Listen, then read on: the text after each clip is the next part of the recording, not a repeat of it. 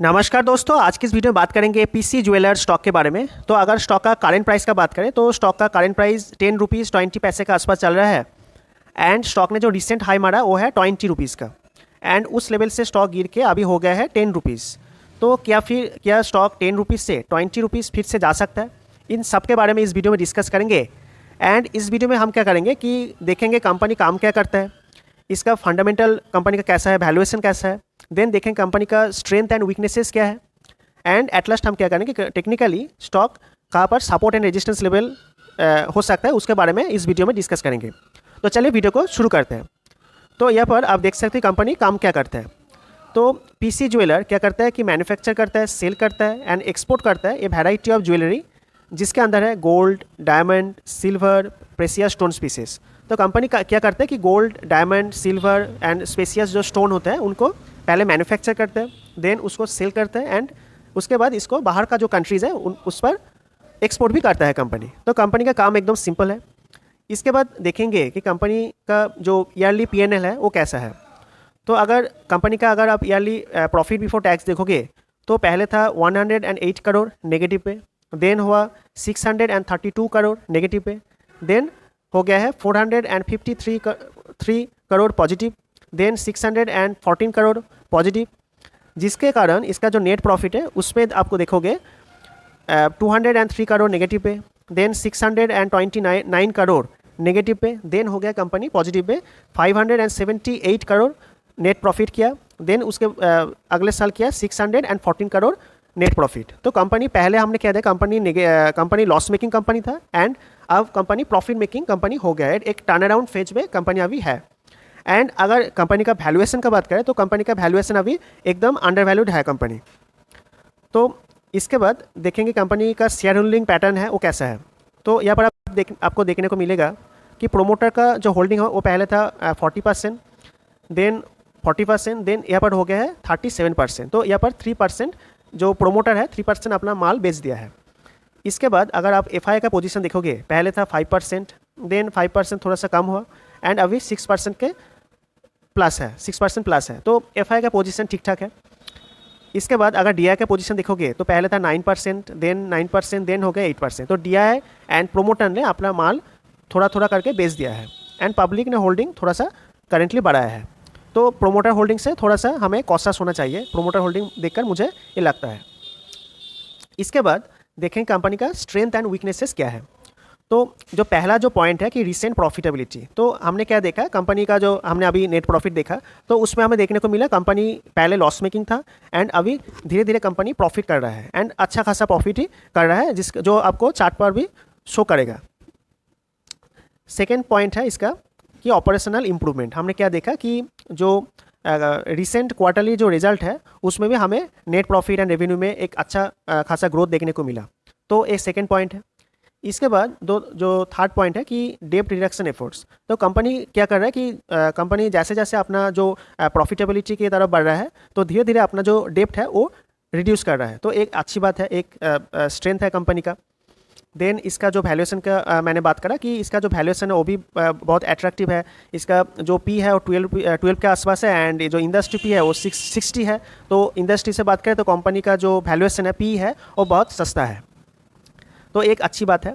इसके बाद अगर अब इसका डेप्ट टू इक्विटी रेशियो देखोगे तो वो 1 के अंदर है, तो एक अच्छी बात है, एक पॉजिटिव पॉइंट हो जाता है। इसके बाद अगर कंपनी का वीकनेसेस देखोगे तो पहला जो वीकनेस है कि लॉन्ग टर्म सेल्स ग्रोथ। तो डिस्पाइट रिसेंट क्वार्टरली स्पाइक्स, हमें क्वार्टरली जो रिजल्ट है उसमें स्पाइक देखने को मिला, पर कंपनी का जो लॉन्ग टर्म जो सेल्स ग्रोथ है वो डाउन है, तो वो एक नेगेटिव पॉइंट हो जाता है। इसके बाद अगर कंपनी का जो प्रोमोटर का होल्डिंग, हमने क्या देखा कि कंपनी का जो प्रोमोटर है वो धीरे धीरे अपना जो माल है वो सेल कर रहा है, तो एक नेगेटिव पॉइंट यहाँ पर हो जाता है। इसके बाद जो थर्ड पॉइंट है कि परसिस्टेंट अंडर परफॉर्मेंस। तो हमने क्या देखा कंपनी का पहले जो रिसेंट आया वो 20 रुपीज़ का, अब कंपनी का जो प्राइस है 10 रुपीज़ के आसपास। तो हमें यहाँ पर 50% का एक करेक्शन देखने को मिला। एंड अगर आप निफ्टी 50 या फिर सेंसेक्स का बात करोगे तो वहाँ पर हमें ऑल टाइम हाई की तरफ जो इंडेक्स बढ़ता हुए देखने को मिला। तो एक यहाँ पर एक नेगेटिव पॉइंट हो जाता है। इसके बाद अगर नेक्स्ट पॉइंट देखोगे कि इन्वेस्टर का जो कॉन्फिडेंस, कंपनी के ऊपर कुछ एलिगेशन है तो यहाँ पर इन्वेस्टर का जो कॉन्फिडेंस है वो भी डाउन हो जाता है, तो एक नेगेटिव पॉइंट यहाँ पर हो जाता है। इसके बाद अगर जो कंपनी का जो रिसीवेबल है, एक्सपोर्ट रिसीवेबल है, वो आने में थोड़ा सा देरी कर रहा है, तो जिसके कारण कंपनी में एक रिसीवेबल रिलेटेड कंसर्न हो जाता है, तो एक नेगेटिव पॉइंट यहाँ पर हो जाता है। इसके बाद कंपनी का जो स्टॉक प्राइस है वो बहुत वोलेटाइल है, हाँ, बहुत तेज़ी से बढ़ता है एंड बहुत तेज़ी से घटता भी है, तो एक हाई बीटा स्टॉक है, हाई वोलेटिलिटी यहाँ पर देखने को मिलता है, तो एक स्टॉक के लिए एक नेगेटिव पॉइंट हो जाता है। इसके बाद हम जो डिटेल में एनालिसिस किया, अगर उसको कंपनी का स्ट्रेंथ एंड वीकनेसेस को समराइज करें, तो यहाँ पर आपको क्या देखने को मिलेगा कि पीसी ज्वेलर एक फिनेंशियल टर्नअराउंड में है, हाँ, क्वार्टरली यहाँ पर हमें ग्रोथ भी देखने को मिला, डेप्ट रिडक्शन भी कंपनी ने किया, तो एक अच्छी बात है। पर अगर कंपनी का बात करें तो कंपनी हाई रिस्क है, हाई वोलेटाइल है, स्टॉक का जो मूवमेंट है बहुत हाई है, लॉन्ग टर्म सेल्स का जो ट्रेंड है वो डाउन है, तो वहाँ पर हमें थोड़ा सा जो समस्या देखने को मिल सकता है। तो यही था कंपनी के बारे में, कंपनी का स्ट्रेंथ एंड वीकनेसेस के बारे में थोड़ा सा डिस्कशन। एंड इसके बाद हम देखेंगे कि पीसी ज्वेलर का जो लॉन्ग टर्म चार्ट, यानी कि यहाँ पर आपको मंथली चार्ट है यहाँ पर, तो मंथली चार्ट पर क्या देखने को मिलेगा आपको कि कंपनी का शेयर प्राइस पहले स्टैग्नेंट था, यहाँ पर कंसोलिडेट करता हुआ आपको देखने को मिलेगा।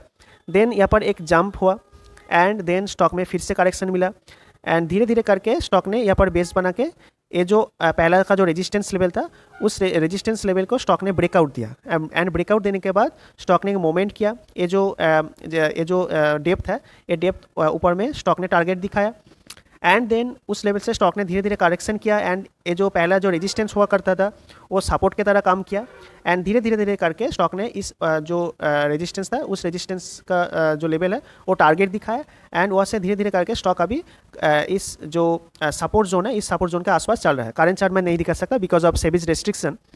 तो स्टॉक का अगर इमीडिएट सपोर्ट का बात करें तो स्टॉक के लिए ये जो मेजर सपोर्ट का काम करेगा 10 रुपीज़ 40 पैसा।